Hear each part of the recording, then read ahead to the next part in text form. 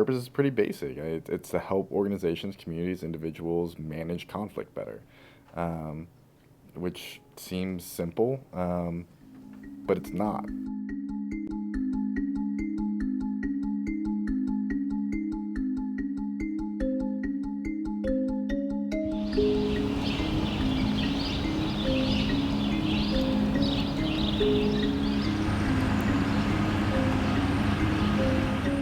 A number of things inspired me to found the clinic. I think one was just my own intellectual interest at that time, really around dispute systems design, and thinking that it was a really important domain that people were not paying a lot of attention to. So our law students were being trained in a number of prescriptions, that is, ways to remedy conflicts, so litigation being the main one here at the law school, but weren't being really taught skills of diagnosis, and that seemed really important. A second piece that really inspired me was just seeing a tremendous interest in our student body for something more. So I knew that I wanted to take the clinic. I had been asking people when I took the workshop, I had asked a bunch of other students, what did you like about the clinic, what was challenging, what was valuable about it, and the main thing that I kept hearing is, look, you're trying to learn how to apply these principles to real conflicts and real issues in the world, and so that's invaluable. It's invaluable opportunity to work with a client, to work on a real life problem, or to work on a real life system that needs to be improved. So the clinic works on projects in a number of different domains. One domain is what we call dispute systems design. So that's really helping institutions or an organization think about what are the processes they have in place for the effective handling of conflict, and how can they build processes that are more effective. We also do conflict assessment work, so that's really looking at an organization or a system and saying, who are the stakeholders here? How do conflicts come up? What are the ways in which people typically resolve them? What are ways that they might be able to resolve them more effectively? And how would you do that? We also at times give strategic negotiation advice to clients. So we've had clients ranging from the Cleveland Indians, which is a Major League Baseball team, to big companies, to smaller community organizations that might be working on a particular problem or challenge, and they just want strategic negotiation advice. And then another domain, maybe the last domain in which we do most of our projects, is around a tailored curriculum development.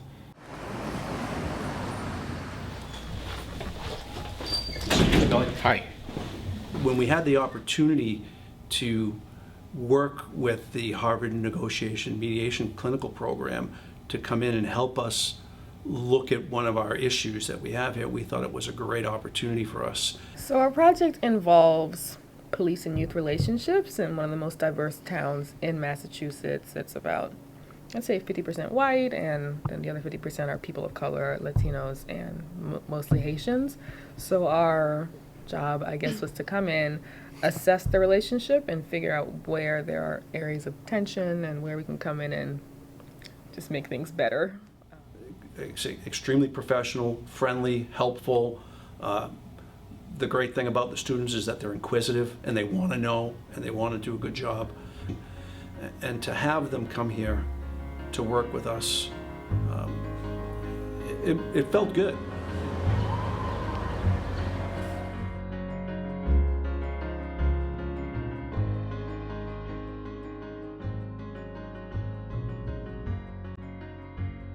I have had long-standing interest in conflict and conflict resolution, and I particularly admire the clinic's commitment to develop systems, institutions, methods, not just individual negotiation or mediation.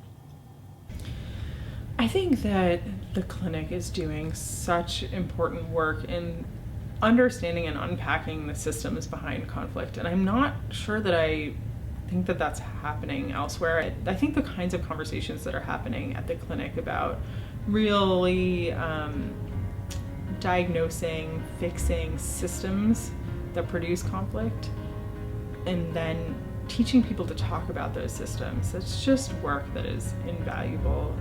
When you have communities that are so conflicted and so gridlocked, understanding how to help them move forward and help them not move forward by ignoring the underlying systems, but by really engaging with them is work that just has to be done, and the clinic is doing it.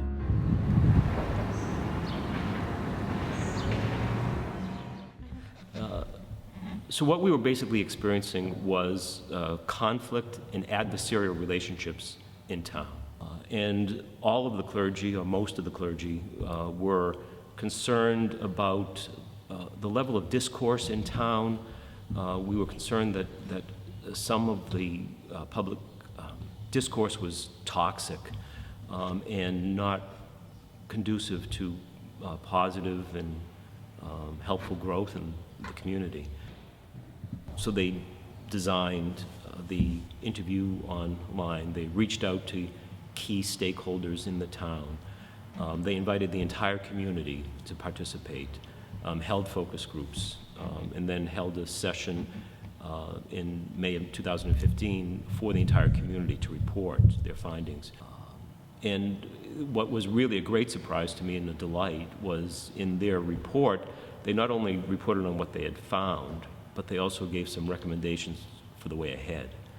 I think one thing that's been interesting taking from the workshop and from this clinic is that these concepts aren't just some theoretical mumbo jumbo. Seeing it in the clinic play out has been eye-opening in terms of how important these concepts are to actually dealing with conflict, and kind of moving beyond the clinic into my life and into things that I care about, whether it's racial justice or gender violence. Kind of putting these concepts into those situations is something that I think I'm going to take with me forward kind of forever in my interactions in dealing with difficult situations.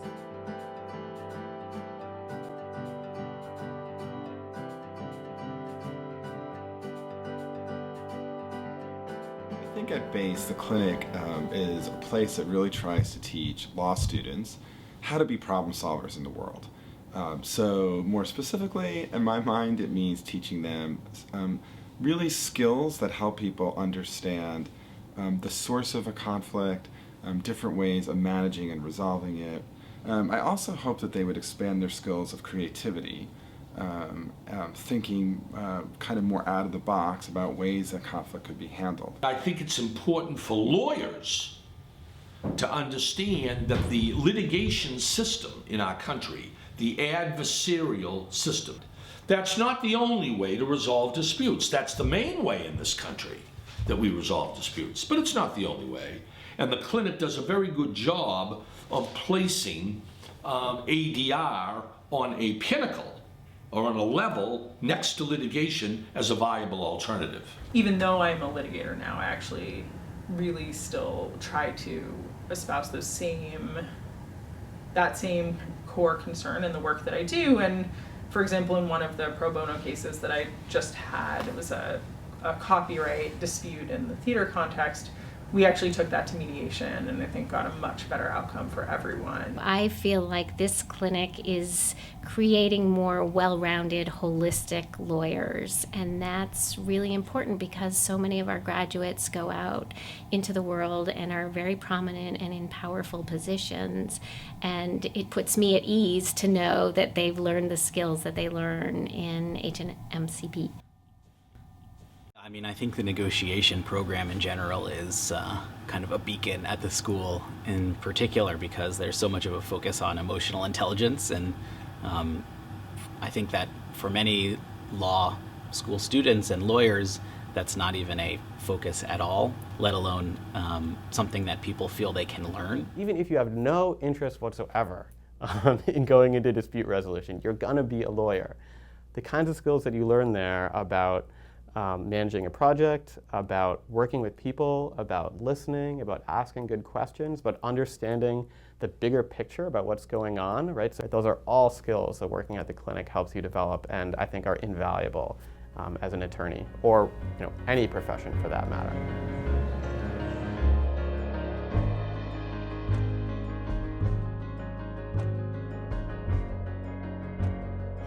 Wow, so many rewards in running this clinic.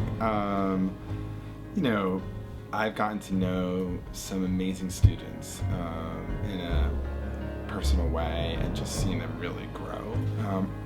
Of course, it's also great to see the impact we have on clients. I think we've had some pretty impressive impacts on clients. I love it in particular when a client comes back to us because they want more work.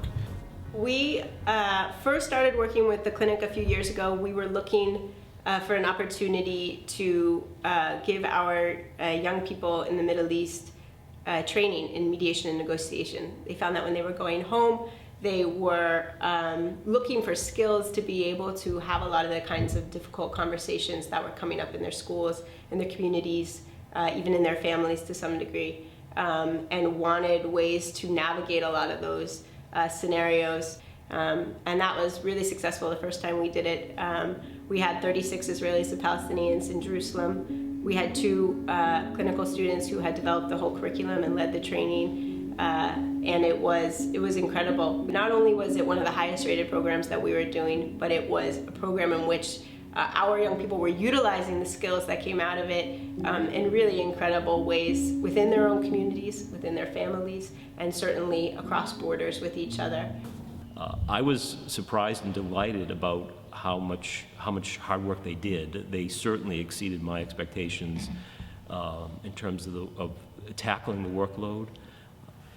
And inviting Harvard Negotiation Mediation Clinical Program to come in, we were hoping that they would help us find ways to have positive and constructive dialogue.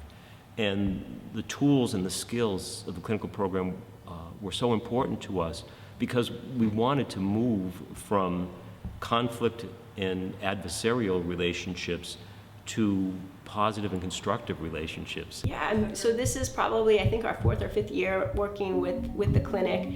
Bob has become a trusted friend and advisor on a lot of projects, and very often we'll come to him with challenges we're facing. It really doesn't feel like projects anymore. It feels really, in the truest sense of the word, of a real partnership.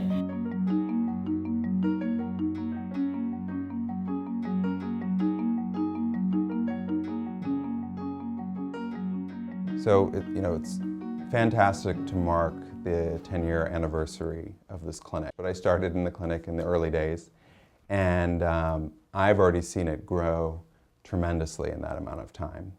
And so what I could only hope for is that there's this continued growth.